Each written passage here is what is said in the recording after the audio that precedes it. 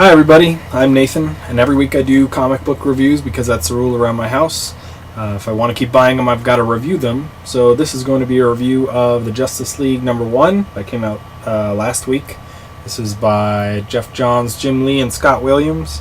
I'm trying to catch up on stuff that weeks have already passed, so just bear with me. All this stuff until Wednesday is going to be probably older stuff. So let's get into it. This is probably my first Justice League book that I've ever bought. Generally, Batman and Superman do not appeal to me, and then the rest are even kind of more lame, like Wonder Woman and Aquaman and, Green Lantern. Green Lantern has some ideas that it's cool, but I never even heard about Green Lantern until, the past couple of years with Darkest Night and Brightest Day and then the movie and all that stuff. So really, there's not a lot of appeal in DC to me because the major characters aren't really appealing, and there's probably a lot better in minor characters or whatever. So this is the first Justice League book that I've ever bought, and I know a lot of people, or I've heard a lot of people say that they didn't like how this is taking place 5 years ago at the beginning of what it says, how the Justice League doesn't know each other yet, and they are being introduced to each other for the first time.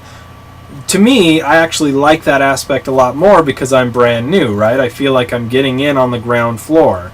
I hate the idea that, 2, 3, 5 issues from now, they're just going to jump ahead 5 years, if they do that, and then I will have to just understand that all this other stuff that happened between those two times, whatever. Everybody else, all the other DC fans already know. Now, that may not happen, right? And it may not be a big deal.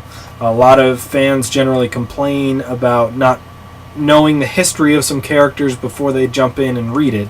Like, say, jumping in and reading The Walking Dead right now versus going back and reading the very first ones.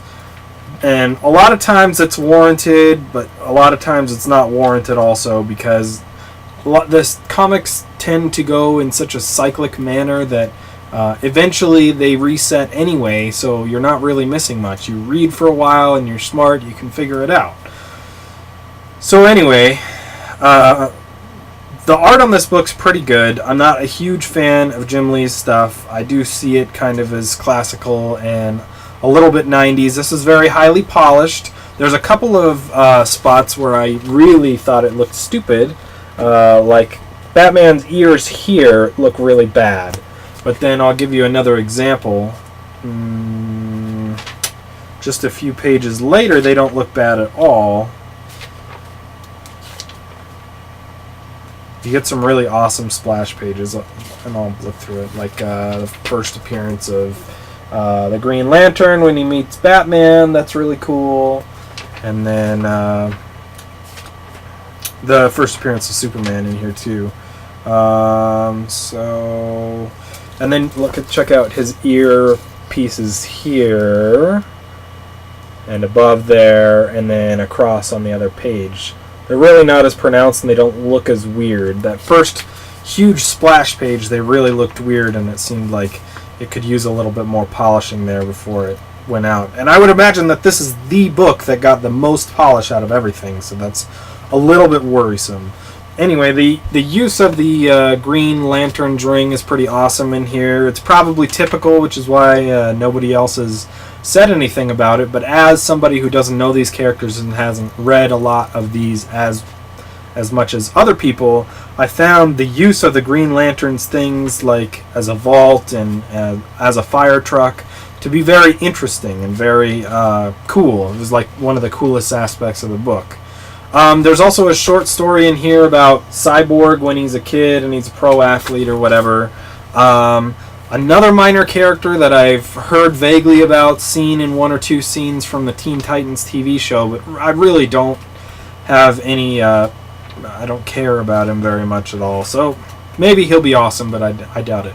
And then you get a really awesome splash page of the first appearance of Superman in this reality, which this is really awesome. I really like this whole suit.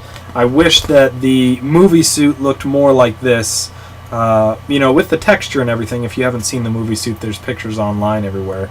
But the belt is missing from the movie suit, and then there's like some V stuff on his wrists, and the collar stuff, and the cape connection is a lot different in the movie stuff too. But this looks really, really good. Superman often comes off as flat to me, so I'm going to be very interested to see where this goes and how long they stay in this 5 years past kind of situation where they're first meeting. Because I like that. I like being in there and seeing what these characters' connections are. You know, I generally know who they are, so this is a good, as each individuals, but this is a good way to introduce them to each other to kind of get that history going. So we'll see. I did like it a lot. I didn't think it was amazing. It didn't blow me away in any case, but I do think the art is really good with those tiny few exceptions, and I really liked the story about how these are individual people that are finally meeting and coming together, and they just happen to do so all at the same time. Now, the overarching villain and everything, I don't really know if that's going to be any good, and I don't know if the cyborg thing is really going to play out as any better than it already looks, but aside from that, I'd say it's a very good start. This is what you probably want. I was personally looking for a little bit more kapow at the end, or somewhere in this book, maybe, you know, introducing the main story, some giant thing happens, but without that, it's still really good. I don't know if I'd give it a 5 out of 5 because it didn't blow me away, but I definitely give it a 4.5 out of 5. So there you go. Justice League #1, give it a 4 out of 5, and that's the end of that. If you want to follow the rest of my reviews, they're going to be on YouTube and various other places. Sometimes as Nathan, sometimes as Peteparker, and I believe that's it. In any case, thanks for listening, and we'll talk to you next time.